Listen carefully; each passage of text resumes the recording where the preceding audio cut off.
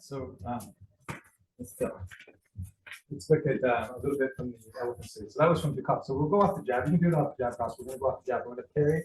I'm going to salute, and I'm going to step in with an uppercut. Okay. And the first one I'm going to do is called cut the chicken, where I'm going to pull into my forearm, and I'm putting. This one doesn't work on Phil too well because he's pretty resistant to the parallel cant, this lock here. But even if he's resistant to the lock, I'm going to drop my body weight here, putting the wrist lock on. Once you get the twist, and so I always try to give credit to different instructors to make points to me, but it was my Mantis instructor that told me that the joint locking is misunderstood. That it's a pain compliance technique. It's not a pain compliance technique. It's meant to be a distraction. You're doing the wrist lock. You're not trying to lock the wrist. You're trying to rip the tendons, and causes the wrist to stop functioning.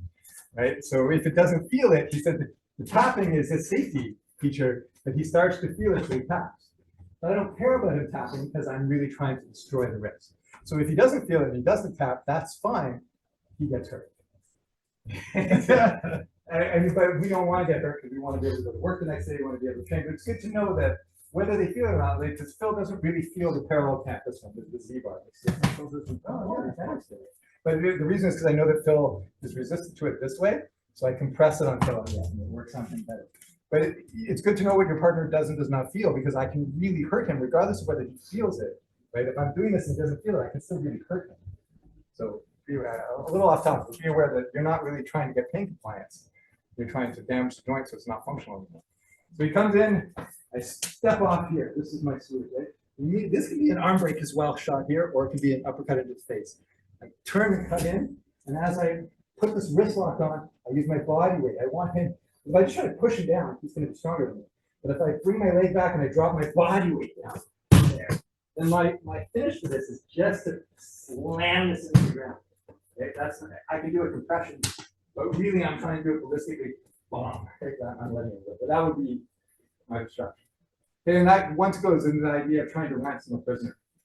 Damage that wrist, so he can't fight anymore that day. Okay? They can drag him off, and then he'll be ransomed later. So Phil gets to do it to me because it's always turned about his fair play. So he's going to salute, going to cut in, turn and cut in, and do the cut the chicken. Put the wrist lock on, turn the same, turn the same. Yeah. Hit the foot back. There you go. Slam it down. Bomb. Yeah, you go. Okay, give it a try. This. All right. All right, next one. Phil. All right, next one coming in. So this is called the elephant series because this is supposed to be the trunk of the elephant. So that's the idea. It sleeps in here. So the next one is that I grab his head. So there should be a shot to the jaw and then grab his head. All right. And then I want you to do is I push on his neck and I throw his arm over and I insert my arm here. And my takedown is just to pull him straight down. So this one you have to be careful because there's no real break fall. Now I'm doing a separation of. I'm putting my forearm against his head and separating his wrist and his leg. So ideally, I just go. Okay, that's once again a tear. Okay, so this is one of the first ones I think I learned at ICS, and my discovery that because I've done a little bit of judo when I was younger, and judo the throws all fall nicely into break falls. Yeah. If you know how to break fall, you don't know how to break fall, they're still destructive. But if you know how to break fall, the throws allow you to break fall. And when we did this one, I'm like, there's no break fall. It doesn't allow the break fall, right?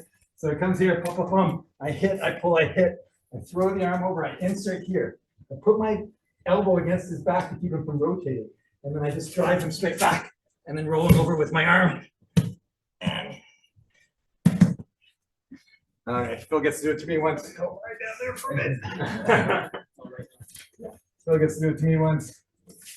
Yeah, he rotates. So insert, do the insert. I didn't do that already. Insert, yeah. Pull, there you go. Pull there. Whoosh.